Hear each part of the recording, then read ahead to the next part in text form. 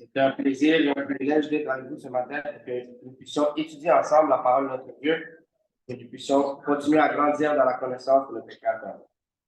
Alors, l'étude de ce matin s'appelle l'histoire de Méphibosheth et l'histoire de chaque chrétien. Alors, l'histoire de Méphibosheth et l'histoire de chaque chrétien.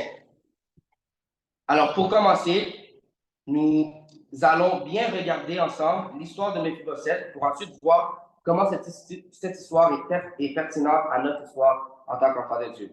Alors, je demande à un frère, une sœur de lire pour nous dans 1 Samuel chapitre 20.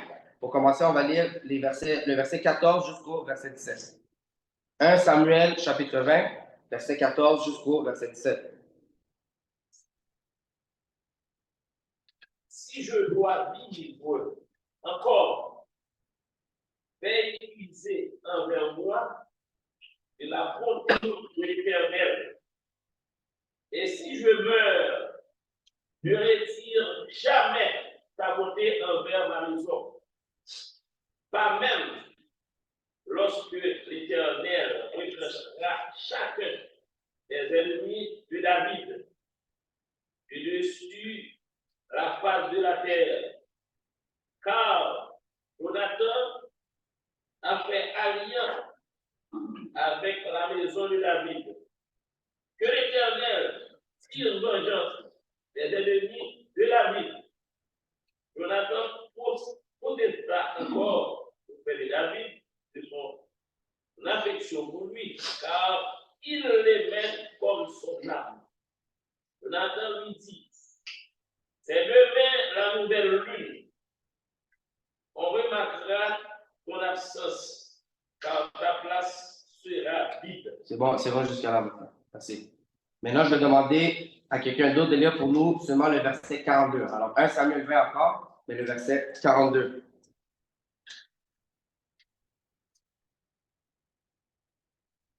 Et Jonathan dit à David: va en paix. Maintenant que nous avons joué l'un et l'autre au nom de l'Éternel en disant que l'Éternel soit à jamais entre moi et toi, entre ma postérité et ta postérité. Merci. Alors ici, nous voyons un pacte que David fait avec son ami Jonathan. Jonathan, c'était le fils de Saoul, qui était le roi d'Israël à l'époque. Saoul était tellement jaloux de David qu'il a même arrivé au point qu'il a essayé de le tuer. Mais l'amitié entre Jonathan et David était tellement forte que Jonathan lui a dit dans 1 Samuel 19, verset 2, « Saoul, mon père, cherche à te faire mourir. Sois donc sur tes gardes demain matin, reste dans un lieu retiré et cache-toi. » Alors, il voulait protéger son ami, même de son propre père. Alors, ces deux-là, ils avaient une très bonne amitié et David a promis à son ami Jonathan de toujours user envers lui de la bonté de l'Éternel et que s'il meurt, qu'il ne retirera pas cette bonté même de sa maison. Maintenant, je vais demander à quelqu'un de lire pour nous 1 Samuel, chapitre 31, le verset 2, s'il vous plaît.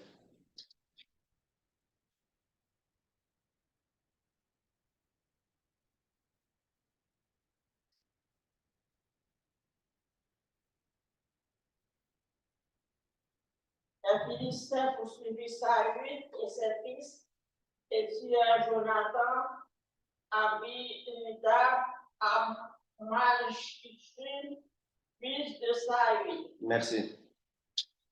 Alors ici, on voit clairement que Jonathan, il est mort. Mais rappelez-vous que ce n'est pas parce que Jonathan est mort que le pacte avec David est fini. Si nous retournons en arrière à 1 Samuel, le 1 Samuel chapitre 20, le verset 15 dit clairement, « Et si je meurs, ne retire jamais ta bonté de ma maison. » Maintenant, je vous demande de tourner avec moi à 2 Samuel chapitre 9.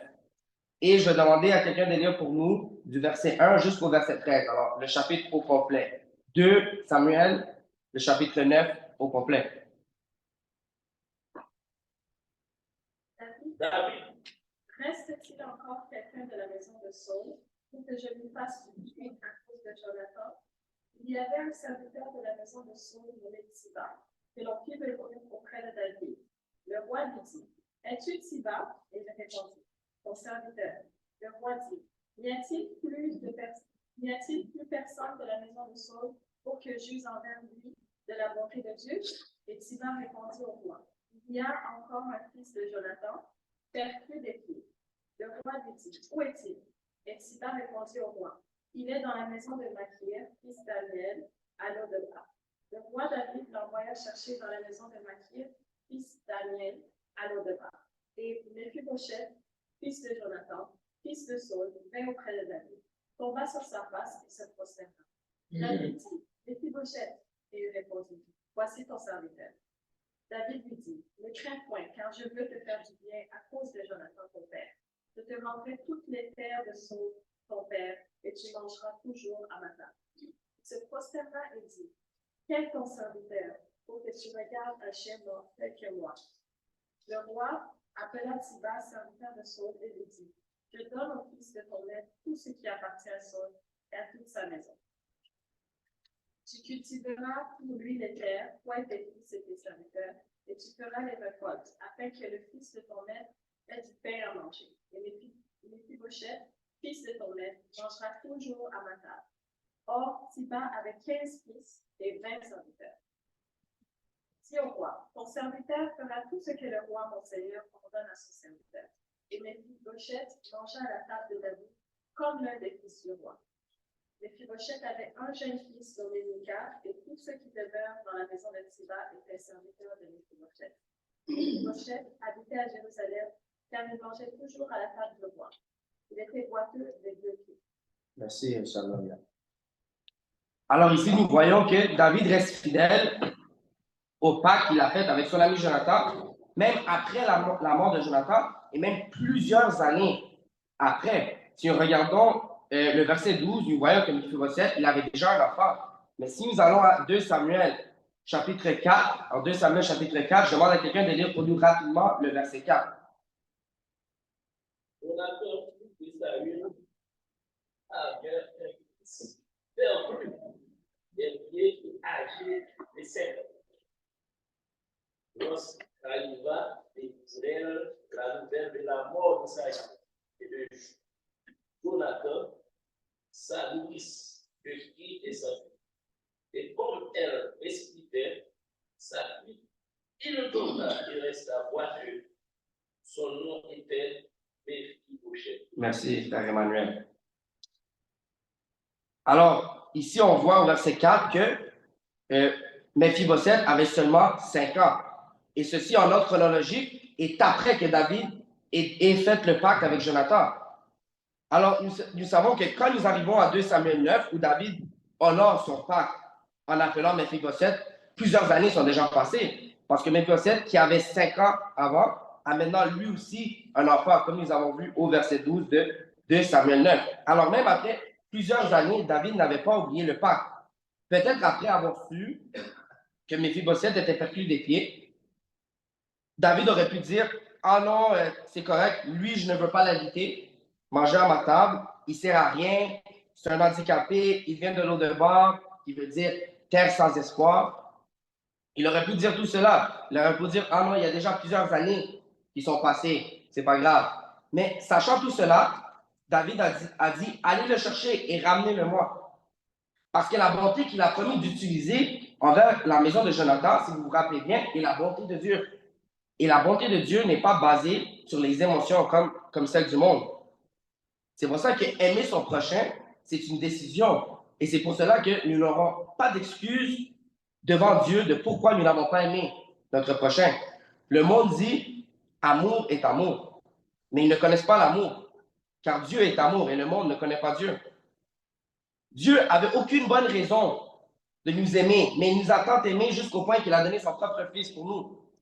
Et laissez-moi vous dire que si vous possédez la vie éternelle, vous étiez une fois vous aussi comme Méphibosheth, c'est-à-dire handicapé. Spirituellement, nous étions tous handicapés. Je vous demande de regarder avec moi dans Romains chapitre 3.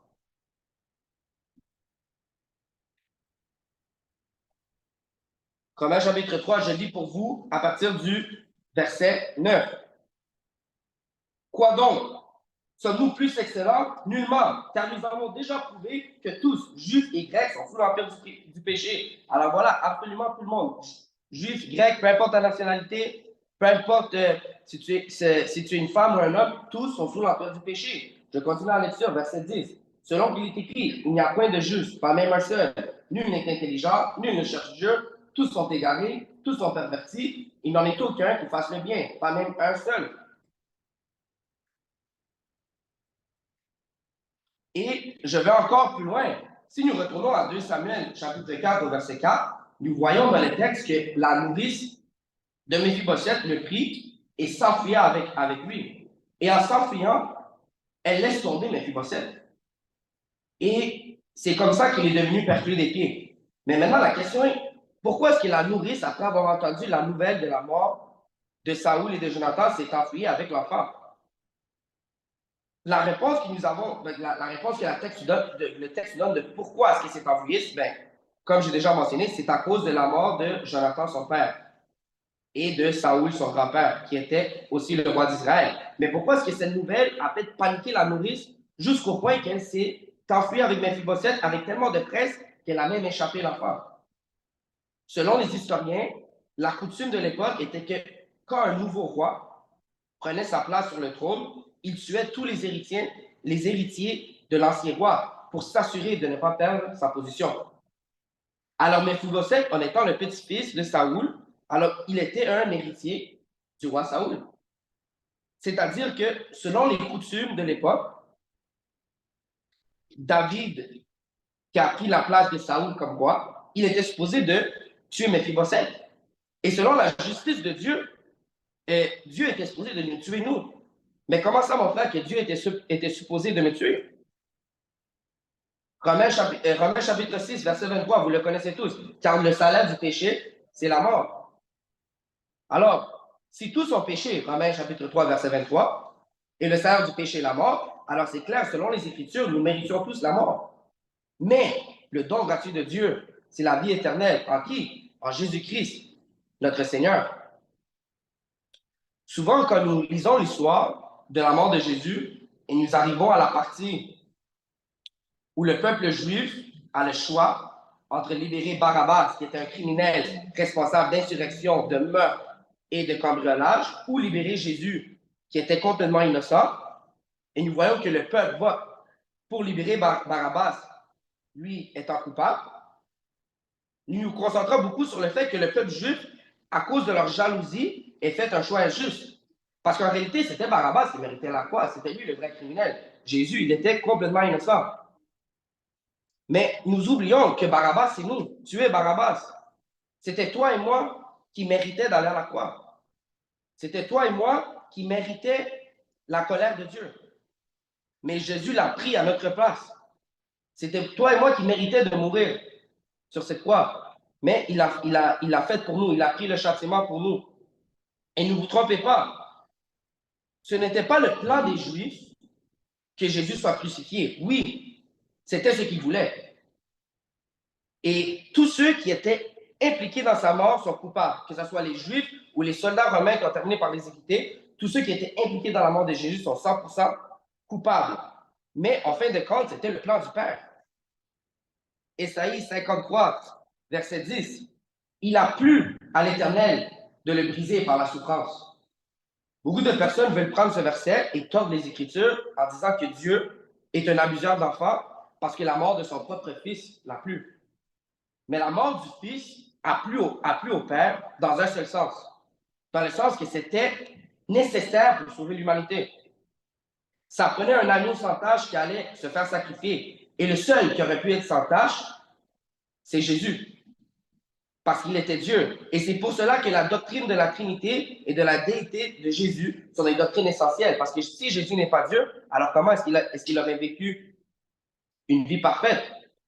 C'est aussi pour cela que quand le Fils, il prie au Père dans le jardin de Gethsémane, parce qu'il savait que le moment était venu où il allait souffrir la colère de Dieu sur la croix, il dit, mon Père, s'il n'est possible que cette coupe s'éloigne de moi, sans que je la boive, que ta volonté soit faite. Alors, en d'autres mots, Jésus dit, regarde, si c'est possible, si il y a une autre façon pour sauver l'humanité, bon, que cette coupe passe de moi sans que je la boive.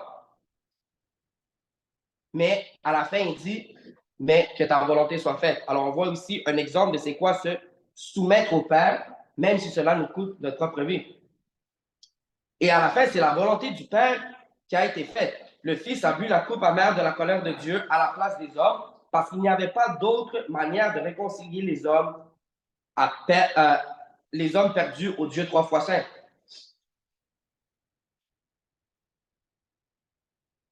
Et de la même manière que David n'a rien vu de bon dans Méphibosheth pour l'inviter à vivre avec lui et souper à sa table, Jésus n'a rien vu de bon en toi pour aller à la croix, mourir pour toi. Mais alors, pourquoi est-ce qu'il l'a fait? Regardons ensemble 2 Samuel, chapitre 9. Je demande à quelqu'un de lire pour nous le verset 1. Le verset 1 seulement. 2 Samuel 9, le verset 1.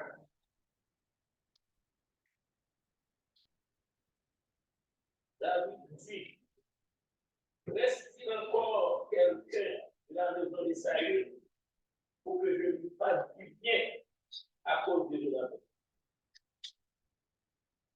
Merci. Alors, si vous avez bien entendu la lecture que le frère Emmanuel a faite pour nous, il dit, pour que je lui fasse du bien à cause de quoi? À cause de Jonathan. Alors ici, il se réfère à la promesse qu'il a faite à Jonathan d'user de la bonté de Dieu envers lui. Alors, en d'autres mots, c'est à cause de quoi? C'est à cause de la bonté de Dieu. Et c'est pour cette même raison que Jésus est mort pour nous. Romains chapitre 5, verset 8. Mais Dieu prouve son amour envers nous, parce que lorsque nous étions encore des pécheurs, Christ est mort pour nous. Alors, ce n'est pas après que nous ayons décidé de changer qu'il est mort pour nous. C'est lorsque nous étions dans la rébellion contre lui. Jean chapitre 3, verset 16, le verset le plus fameux de la Bible. Car Dieu a tant aimé le monde qu'il a donné son seul Fils afin que quiconque croit en lui ne périsse point, mais qu'il ait la vie éternelle. Alors le verset ne dit pas, car Dieu a vu que les hommes ont commencé à changer et se détourner de leur vaine manière de vivre, alors il a envoyé son Fils mourir. Non, c'est car Dieu a tant aimé le monde. 1 Jean 4, verset 19. Pour nous l'aimons parce qu'il nous a aimés le premier. Alors toi, pécheur qui m'écoute aujourd'hui, soit dans la salle ou à travers le Zoom ou à travers les réseaux sociaux, sachez que le sacrifice de Jésus, le sang de l'agneau, est disponible pour te sauver aujourd'hui.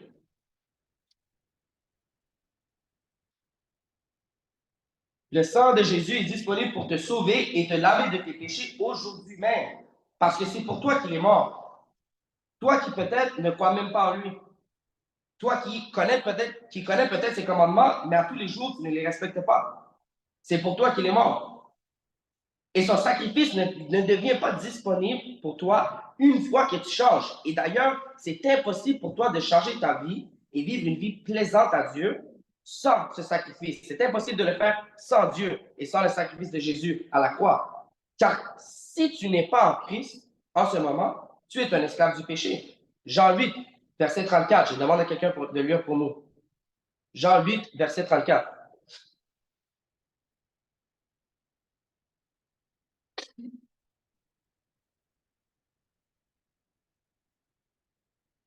En vérité, je vous l'ai dit, c'est le cas de Dieu.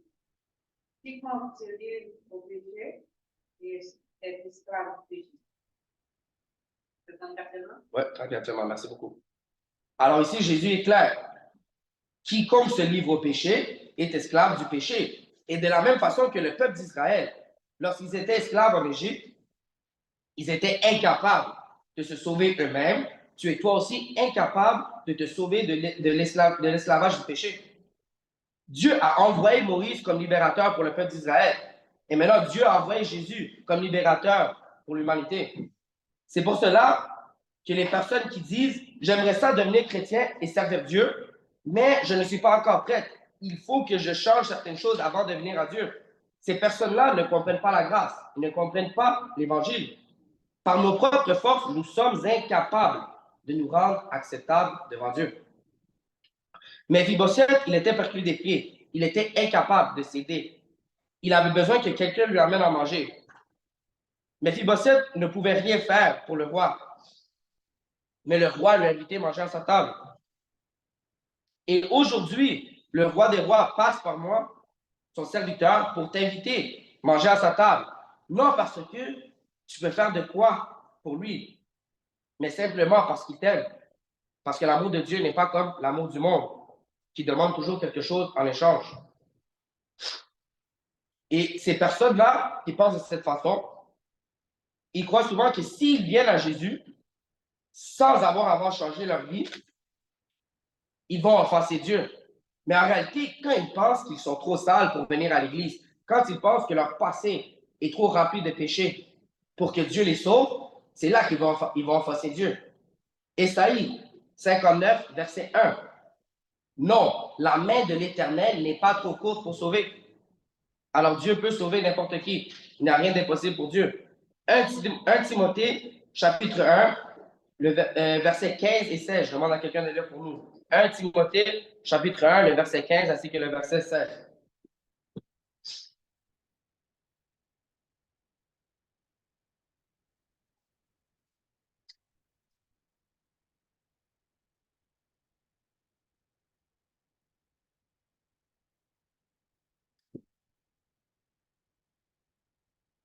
Une parole certaine et entièrement digne d'être reçue.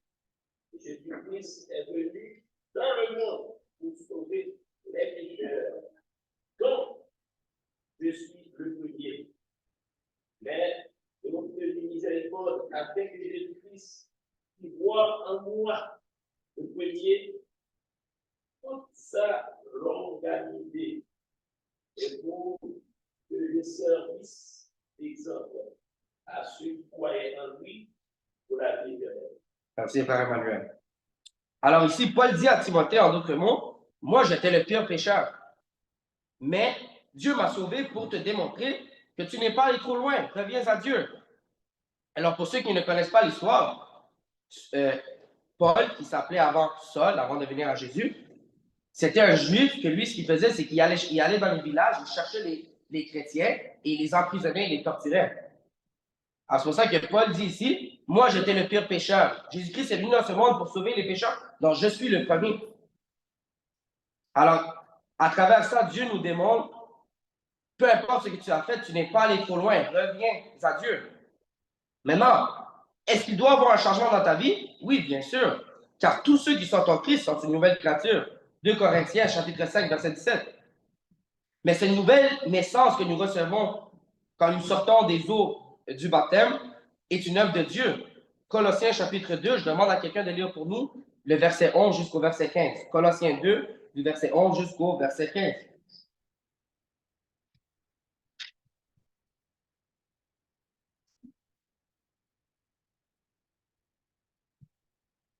C'est en lui que vous avez été circoncis d'une circoncision que la main n'a pas faite, de la circoncision de Christ, qui consiste dans le dépouillement du corps de la chair. Ayant été ensevelis avec lui par le baptême, vous êtes aussi ressuscités en lui avec lui, par la foi en la puissance de Dieu. Il a ressuscité des morts, vous qui étiez morts par votre foi, et par l'inconcision de votre chair, il vous a rendu à la vie avec lui, en faisant grâce pour toutes nos offenses. Il a effacé l'acte dont les ordonnances nous condamnaient et qui subsistait contre nous. Et il l'a détruit en les clouant à la croix. Il a dépouillé les dominations et les autorités et les livré publiquement en spectacle en triomphant d'elle par la croix. Merci. Alors, le changement est une œuvre de Dieu. Si vous avez bien écouté le texte que le frère Emmanuel a lu pour nous, regardez au début quand ça dit « Et c'est en lui que vous avez été circoncis, d'une circoncision que la main n'a pas faite, mais de la circoncision de Christ. » Si on va plus loin, verset 13. « Vous qui étiez morts par vos offenses et par l'incirconcision de votre chair, il vous a rendu à la vie avec lui en nous faisant grâce pour toutes nos offenses. Il a effacé l'acte dont les ordonnances nous condamnaient et qui subsistait contre nous, et il l'a détruit en le clouant à la croix. Il a dépouillé les dominations et les autorités et les a livrées publiquement en spectacle en triomphant d'elles par la croix.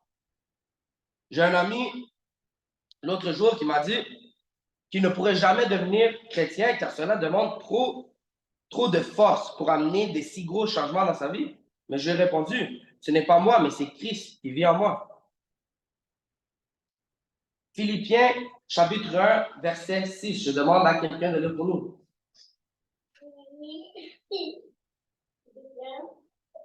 Chapitre 1, verset 6. Je suis persuadé que celui qui a commencé en vous cette bonne œuvre, la rendra parfaite tous les jours de Seigneur Jésus-Christ. Merci.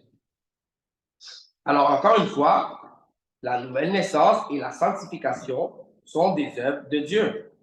Alors, ici, le verset est clair. Celui qui a commencé, ici, ça parle de Jésus. Celui qui a commencé en vous cette bonne œuvre, la rendra parfaite. Maintenant, si toi, tu décides de ne pas te laisser, de ne pas te laisser guider par l'Esprit de Dieu, ben là, c'est toi qui s'enlève du chemin de Dieu. Mais ne blâmez pas Dieu, parce que l'apôtre Paul est clair quand il dit à Timothée que Dieu nous a donné un esprit de sagesse. Et dans Galates, chapitre 5, quand il nous donne la liste des fruits de l'esprit, un des fruits est la tempérance, qui peut être aussi un synonyme de contrôle de soi. Alors Dieu nous donne la force et les outils nécessaires, et c'est à nous de rester sur le chemin de notre Dieu. Je demande à quelqu'un de lire pour nous maintenant Philippiens, chapitre 2, le verset 13, s'il vous plaît. Car c'est Dieu qui produit en vous le pouvoir de le faire, selon son bon plaisir. Merci. Alors ici, on voit encore un autre verset qui nous explique que c'est ce qui nous donne cette force-là pour apporter des changements dans notre vie et vivre une vie digne de l'évangile qui nous a sauvés, c'est Dieu. C'est le Saint-Esprit que Dieu a mis en nous. C'est pour ça que sans la nouvelle naissance, sans avoir passé par les eaux du baptême, c'est impossible. C'est impossible d'avoir ce changement. Car c'est quand nous sortons des eaux du baptême que nous recevons le Saint-Esprit.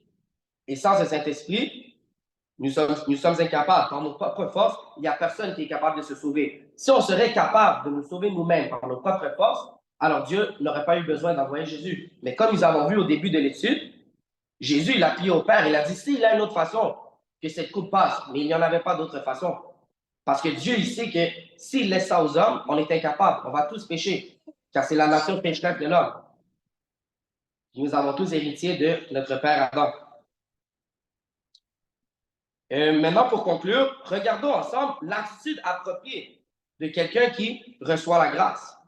Alors, je vais demander à quelqu'un de lire pour nous 2 Samuel chapitre 9. On va regarder ensemble le verset numéro 8. 2 Samuel chapitre 9, le verset 8 seulement, s'il vous plaît.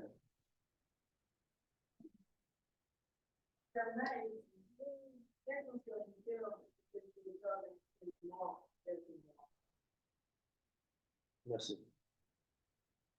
Alors ici, David vient de dire à Méphibosheth au verset 7, « Ne crains point, je veux te faire du bien à cause de Jonathan ton père.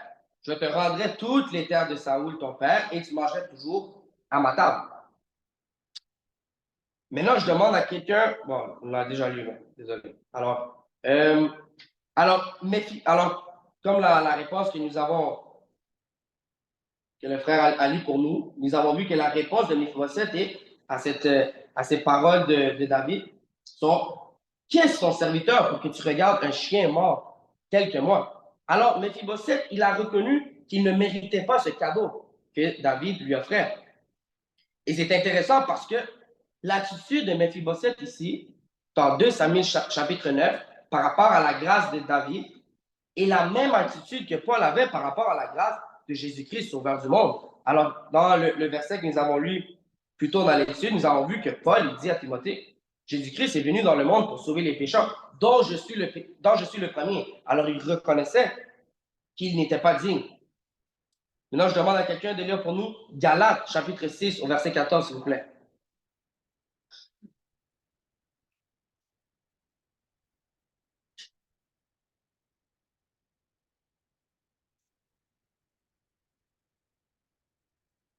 Voilà ce qu'elle vient faire. Exactement, verset 14. Chapitre 6. Ok, pour ceux qui me concernent, loin de moi la pensée de glorifier d'autres choses que de de la croix de notre Seigneur Jésus-Christ, par qui le monde est pour moi, comme je le suis pour le monde. Merci, pasteur. Alors, Paul dit ici clairement, il dit, loin de là la pensée de me glorifier par mes propres habiletés, car je ne suis pas digne, mais je me glorifie uniquement dans la croix de Jésus-Christ. Car c'est la croix qui me rend digne. Car c'est par la croix que je peux recevoir la seule justice qui remplit les exigences de Dieu. Et ce n'est pas la justice qui provient par les œuvres de la loi. Romains chapitre 3, verset 20, je demande à quelqu'un de le lire pour nous. Pour qu'on voit que ce que je dis provient réellement de la parole et non de la sagesse humaine.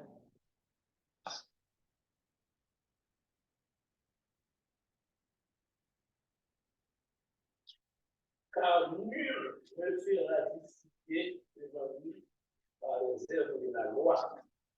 Puisque c'est par la loi que vient la connaissance du péché. Merci.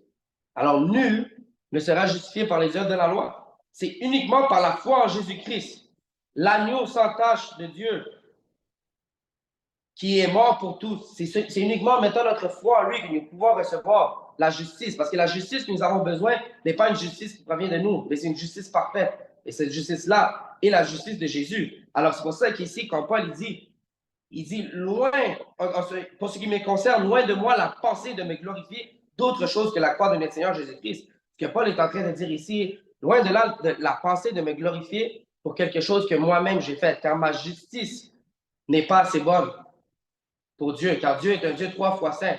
C'est-à-dire que Dieu, il exige la perfection. Dieu est incapable de tolérer le péché parce qu'il est saint. Alors maintenant, il reste, je vais laisser environ 10 minutes pour des questions ou des commentaires. Si quelqu'un a quelque chose à rajouter, oui, frère Emmanuel. C'est ça, mon père. Merci beaucoup. Il y a une chose qui est là, qui concerne le Seigneur Jésus. Oui. On voit que l'amour dans la vie de tout ça, car Dieu nous a envoyé son Fils pour nous donner la vie. Oui. Nous avons une grande mission sur cette terre, pour annoncer la bonne nouvelle de Jésus-Christ. Amen. Et nous devons ouvrir notre amour par les œuvres. Amen. Donc, pas seulement dire à un frère ou une sœur, la paix de Dieu sera avec vous. Mais notre grande mission, c'est d'annoncer l'évangile. Alors, moi, je peux constater dans ce pays, il est rare pour voir quelqu'un être en train de prêcher l'évangile dans la. Amen. Est-ce que c'est par la querelle ou bien parce que nous n'avons pas beaucoup de temps pour le faire? Moi, je pense que souvent, c'est aussi. Je pense que c'est deux raisons qui sont possibles, mais je pense aussi une autre raison, c'est. Premièrement, on ne comprend pas la puissance de la parole de Dieu. Je pense que beaucoup de fois, on a peur de prêcher la parole parce qu'on se dit, non, on est au Canada, les personnes ne croient pas en Dieu, c'est tous des athées. Mais si on croit réellement dans la parole de Dieu, nous devons croire qu'en prêchant la parole, les personnes peuvent se repentir. Et je pense aussi que quand on comprend ce que Jésus a fait pour nous, c'est plus facile de le servir parce que nous réalisons, quand on ne réalise pas ce que Jésus a fait pour nous, on ne passe pas tant à le servir. Mais quand nous réalisons qu'il est mort pour nous, tout ce qu'il a souffert pour nous, ça devient plus facile de dire, OK, si lui, il a donné sa vie pour moi, moi, je peux donner sa vie, je peux donner ma propre vie aussi pour le servir, même si cela me coûte la mort. Je pense que c'est la loi ici, la loi qui ne peut pas créer comme on fait en Afrique. En Afrique, on peut créer des ordres, annoncer la parole écrite, mais ici, tu ne peux pas. Non. Moi, je l'ai fait tous les jours. Tous les jours. Un jour, on va t'arrêter parce que. Non, on m'a déjà interpellé. On m'a déjà interpellé. On m'a dit qu'on va reconstruire auprès des juges, on va nous payer $72. Alors, j'ai dit à cette personne, Jésus vous aime. Ce n'est pas la grâce de Jésus qui vous aime, que vous avez soulevé. Et je continue à le faire, je m'appelle encore. Avant que j'arrive ici, dans l'autopiste de l'Équerre, il y a une personne qui me dit, monsieur, vous n'êtes pas dans votre salon. Monsieur, Jésus vous aime. Nous devons prendre des décisions fermes parce que Dieu nous aime, Dieu nous aime, Dieu nous a créés et nous sommes tous sous la protection divine. pourquoi on perd les gens? Pourquoi c'est la bonne volonté, c'est la loi? Oui, frère Jean-Paul, oui. Non, la loi ne doit pas priver sur le salut. Il y a des choses qu'on doit faire, mais dire qu'à terre, le temps est proche, la fenêtre est proche, Jésus est bientôt. Personne ne peut pas me dire non, je ne dois pas dire ça. Quand Jésus doit le donner, il va nous demander de faire. Ok, frère Jean-Paul, il y avait la même. Juste amener une nuance. La loi ne nous empêche pas de pécher. Il n'y a aucune loi qui nous empêche de pécher. Par contre, la manière dont on aborde les gens, ça c'est important. Si la personne, on le fait d'une manière agressive, si on le fait d'une manière où on va rentrer dans son intimité, dans son cercle proche, si on lui dérange quand il dort, par exemple, si on le dérange dans sa maison, oui, là, on peut porter plainte pour nous, on peut nous arrêter. On peut même passer pour quelqu'un qui est fou. Le problème, c'est qu'il y a certaines personnes qui ont un zèle qui est tellement poussé que ça va porter préjudice à des gens. C'est pour ça qu'il y a des lois qui protègent les gens. Mais il n'y a rien qui nous empêche de prêcher. Je peux aller sur le coin de la rue et parler à quelqu'un. Mais si je me mets dans l'arrêt d'autobus et je me mets à crier, au lieu que les gens entendent un message d'amour, ils voient quelqu'un d'agressif. Ils voient quelqu'un qui veut les intimider, qui veut les faire peur. Donc, il y a tellement de personnes, par exemple, qui le font d'une mauvaise manière. Ça vient primer sur nous notre mission principale en tant que chrétien, qui est d'annoncer l'évangile à tout le monde. Mon père en arrière. Ouais, alors, on fait beaucoup féliciter pour le titre. Merci beaucoup. Comme nous savons bien que la mission de l'Église, c'est d'annoncer l'évangile, de faire des disciples, avant que Jésus-Christ, l'adversaire, nous a donné cette mission. Nous a dit d'aller prêcher la bonne nouvelle. Donc, comme nous sommes dans ce pays, nous savons que la loi, c'est la loi. Mais je pense qu'il y a diverses manières d'annoncer l'évangile. Amen, bien sûr. Pas la peine de la réfléchir à voir si ça, mais il y a une façon d'aborder la personne pour pouvoir annoncer l'évangile. Donc, nous devons aussi la loi ciel, mais nous ne devons pas laisser passer notre mission, notre principe. Je pense que l'importance. C'est la manière de faire. Oui. Parce que je vois beaucoup de relations avec des fiches chambrées. Nos pères n'ont pas perçu la manière dont ils utilisaient. Je pense que nous devons utiliser une stratégie en tout en respectant les normes.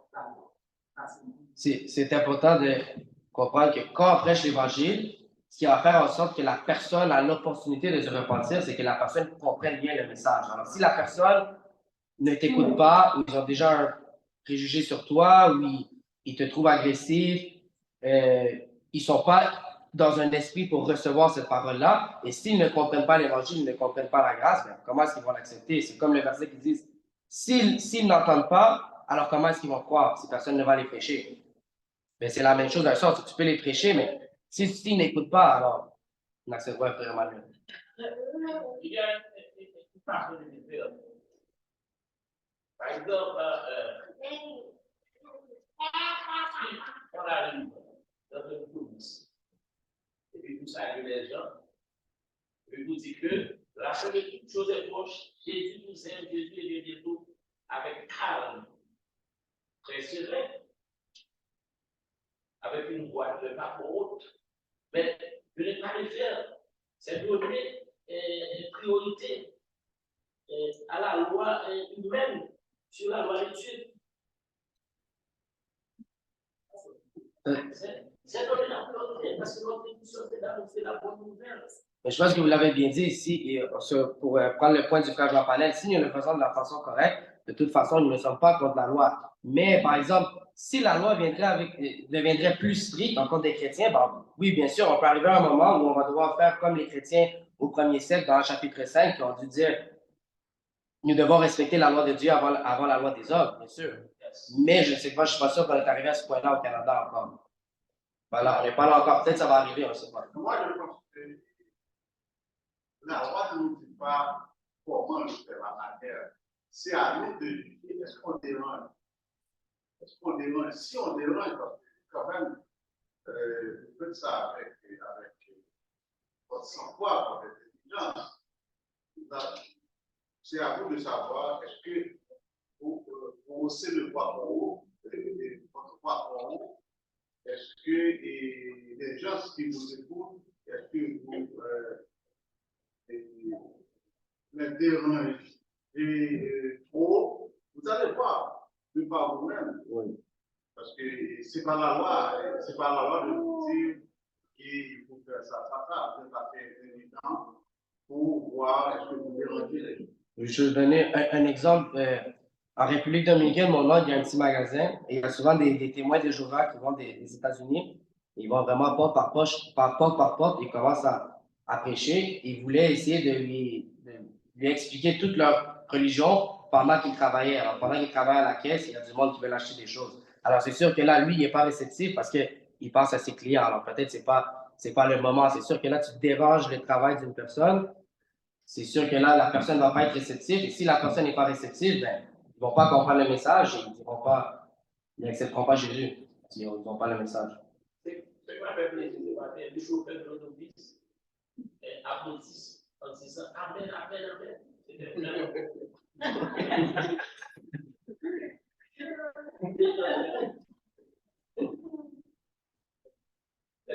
Pour le BTS. Si c'était ça la réaction, alors, ça n'a pas dérangé. Il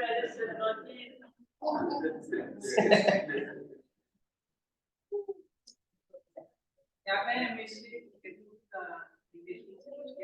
OK.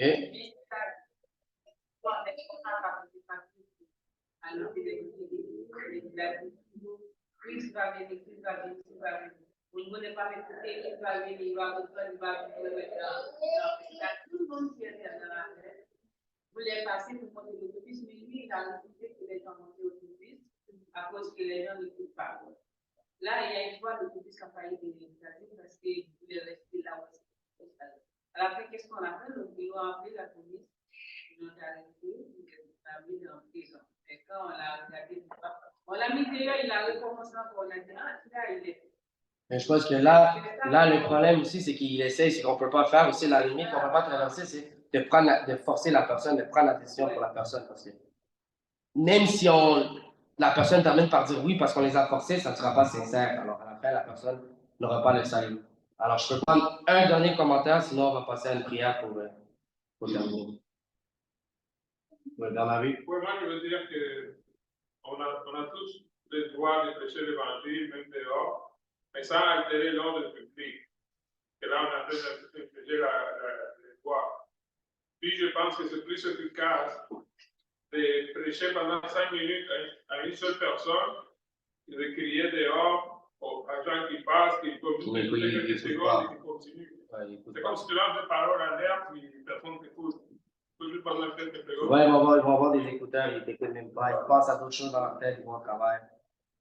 Alors, il est déjà 10h50, alors on va passer à une prière pour terminer. Merci, grand Dieu, car c'est toi qui nous as permis d'être ici ce matin pour étudier ta parole. Nous te demandons, Seigneur, s'il y a des frères et sœurs qui sont encore en chemin, Seigneur, que tu sois avec eux pour qu'ils puissent arriver pour adorer ton nom avec nous, Seigneur. Nous te demandons pour chaque personne qui participera dans le culte activement ce matin, Seigneur, et te demandons, Seigneur, que tout soit fait pour ta gloire et pour ton honneur, Seigneur. Que ce culte soit agréable à toi, Seigneur, et que tout ce que nous faisons soit pour toi, Seigneur. Te demandons, Seigneur, pour chaque personne, pour le frère Frédéric qui va parler en avant, Seigneur, que tu sois avec lui et que ce soit toi qui parles à travers nous. Nous te remercions encore une fois, Seigneur, pour l'étude de ce matin et nous te demandons, Seigneur, que tu nous aides à continuer à grandir dans la connaissance de toi qui es notre Créateur. Tout cela, nous te le demandons au nom de ton Fils Jésus-Christ. Amen.